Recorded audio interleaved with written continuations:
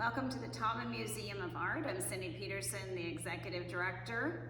And I'm Patrick Shaw-Cable, the Chief Curator and Deputy Director of Exhibitions and Collections.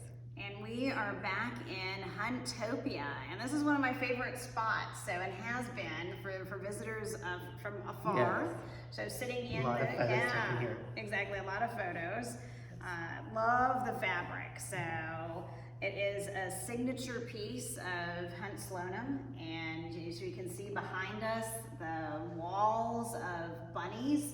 And Hunt talked about how every morning he gets up and he does this meditative kind of movement, which is really art's healing in itself. And you saw the spot at his studio in Brooklyn, right, where he does that? I did. Hunt invited me, and I opened up this big door because he wasn't there yet, so he gave me the code, and I went in, and it was a huge warehouse and a long floor, and in the back was set up his studio space where he was surrounded by bunny paintings, and that you could see on the canvases they were being prepped.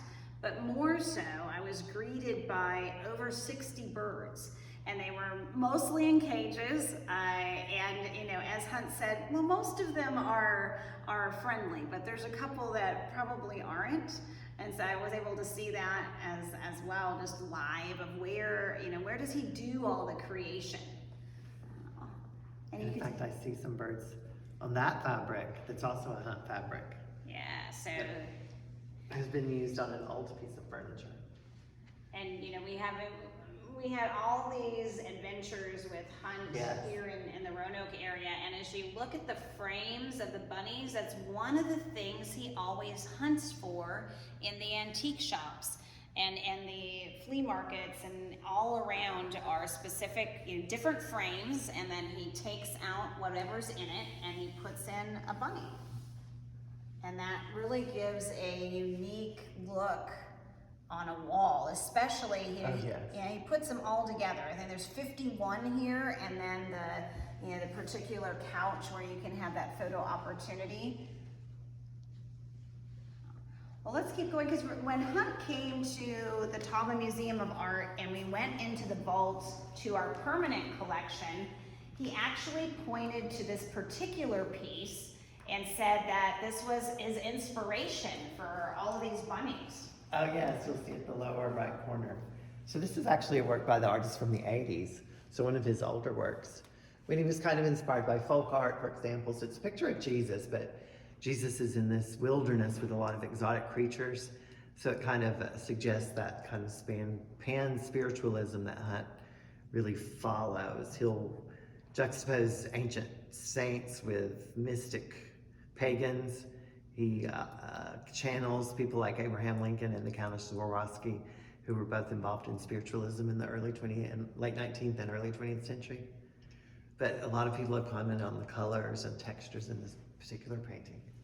And you can see that inspiration that continues to live in his current work, from the bunnies to the tortoise to the toucans. Oh yeah, and the monkeys.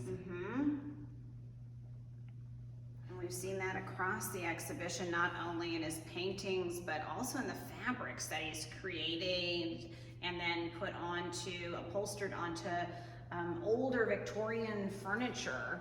And this is one right here with the monkey eyes. Yes. Abstracted, but yeah, all those monkeys that he's been painting. He ended up making several paintings where it's just the eyes and the mouth in these rows of repetition that he calls guardians, and then they become this very subtle fabric design too. And this is one of my favorite paintings, actually. It combines the birds with the butterflies, and it reminds me of the vibrancy of his work, but also the outdoors and that cross-hatching that you can really see. So when you look up close, you can see that textural, and something that I love. It's like you have that palette of paint, and that's what I saw in his studio as some of the works were half created in that back part on easels. And not only has he done the fabrics for upholstery, but he's created this line of scarves, and I'm wearing one today with the butterflies on it. So it is also, perfectly matching to this particular work of art. And I know one of the nooks and crannies of the vignettes of the exhibition Huntopia, this is among my favorites. And the reason is that it's combining again permanent works of art like the rose with ones that have been saved from an antique shop, to the combination of this fabric with the tortoise on there. Yeah, so these are more of Hunt's own designs that these old chairs have been upholstered with. And this one is one of his favorites. So it's a neo-Gothic sofa he found, but he really loves that neo-Gothic with the pinnacled arches as a very eclectic style from the late 19th century that he now reuses. And it goes to work wonderfully with his tortoiseshell. It does, yeah. Fabric. It's very striking, and then just having even the painting above with the the gold and silver of the bunnies, and then he loves frames, so even having a frame with nothing in it except for that color that pops off the wall, next to a work of his, another work of from a donor within the collector that has so generously loaned to us, and we had so many in the community. Oh yes.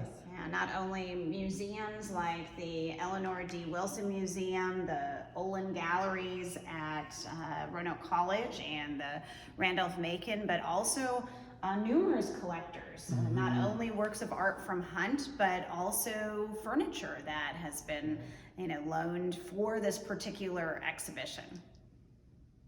Well, I look forward to another dive into Huntopia in another segment where we'll go into and learn more about Abraham Lincoln and what Hunt has to say.